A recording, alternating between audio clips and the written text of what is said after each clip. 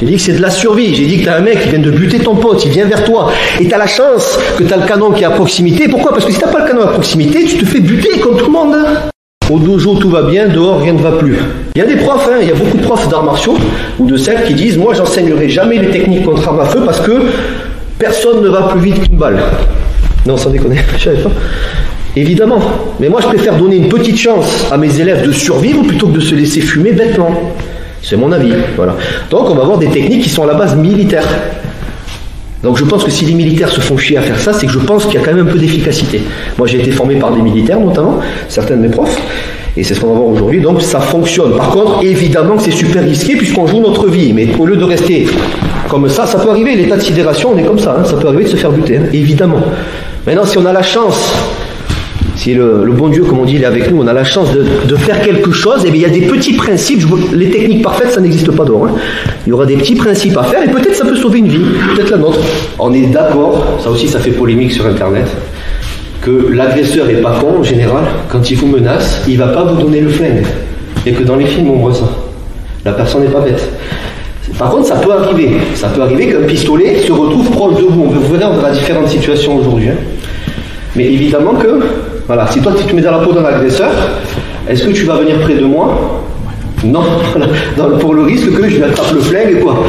Voilà, donc ça c'est très important à comprendre. Tout ce qu'on va faire maintenant, c'est les bases. C'est vraiment niveau entre guillemets débutant. Pourtant, c'est des techniques de ceinture noire de Krav Maga. Ce que je disais sur Internet, il y a beaucoup de critiques sur le fait que les agresseurs sont statiques. Pas forcément qu'avec les pistolets. Les agresseurs, ouais, mais c'est facile. Ils gonflent avec ça, une tête comme ça. Ouais, mais c'est facile sur un pantin qui bouge pas. Ils ont tout à fait raison. Ils ont tout à fait raison. Le souci, c'est que, imaginez quelqu'un qui sait pas nager. On va le foutre en plein océan, en pleine tempête, et en lui disant vas-y, commence à nager, démerde-toi. Normalement, il va crever, il va vite couler. Ça veut dire que c'est des éducatifs de base, étape par étape. On va voir plein de choses, mais vous allez vite voir qu'après, dans l'après-midi, quand on va faire des choses où la personne, c'est plus un épouvantail qui est comme ça, c'est là où rien ne va plus. Bon, c'est ça qu'il faut comprendre. Mais d'abord, la base. Si on ne sait pas comprendre les principes de base, comment enrayer une arme à feu et compagnie, on va tous couler, pour l'idée, d'accord ? Après, il y a d'autres façons d'expliquer. Quand on est un bébé, d'abord on rampe, ensuite on marche, ensuite on court. Et quand on voit des vidéos de tutos, c'est des explications. Il y en a qui disent, ouais, mais le mec, il laisse faire, c'est facile. Je dis, pourquoi quand parce que c'est souvent des boxeurs, box style, MMA, machin. Vous savez, les mecs, gros bras, bouche en cul de poule sur la photo. Voilà, la photo de profil, c'est toujours le même gabarit, d'accord ? J'ai rien contre les mecs du MMA, mais il y en a certains, ça va trop loin, quoi. Enfin bref. Tout ça pour dire, j'ai envie de leur demander, est-ce que quand tu as démarré la boxe, ton sac de frappe, il bougeait ? Non. Donc c'était du statique, c'est de la logique, c'est comme ça qu'on apprend, c'est logique. Voilà. Comme je l'ai dit, le mec, vous le lâchez dans l'océan, en pleine tempête, il va se noyer. Donc on démarre doucement, voilà. Par contre, il ne faut pas s'arrêter là.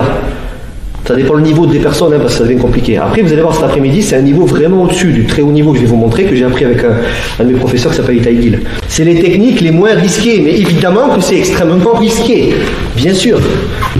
Quand tu vois ça, ouais, machin, tout ça fait, ouais.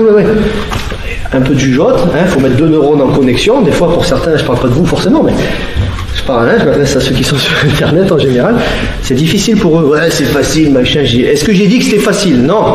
J'ai dit que c'est de la survie. J'ai dit que t'as un mec qui vient de buter ton pote, il vient vers toi. Et t'as la chance que t'as le canon qui est à proximité. Pourquoi ? Parce que si t'as pas le canon à proximité, tu te fais buter comme tout le monde. Comme moi, comme n'importe qui. Et peu importe le grade. Voilà. Mais tu testes le tout pour le tout. T'attends pas de te faire buter comme un mouton. C'est mon avis en tout cas. C'est pour ça que moi je vous enseigne ça. Il y en a, ils disent non, mais moi j'enseignerai pas ça, c'est un mytho, tu vends du rêve. Où je vends du rêve ? Je te dis que tu vas mourir. Maintenant je te dis que t'as peut-être une chance. Prends-la. Voilà. Si tu souhaites aller encore plus loin, à savoir décupler tes connaissances en self-défense, devenir confiant et efficace en situation réelle, mais ce que je t'invite à faire, c'est à cliquer juste ici. Formation offerte, ou encore sur le lien qui est en description juste sous la vidéo. Voilà, j'espère que la vidéo d'aujourd'hui t'a plu et que t'a aidé à progresser un petit peu plus. Quant à moi, je te retrouve de l'autre côté pour commencer ta formation vidéo offerte. À tout de suite.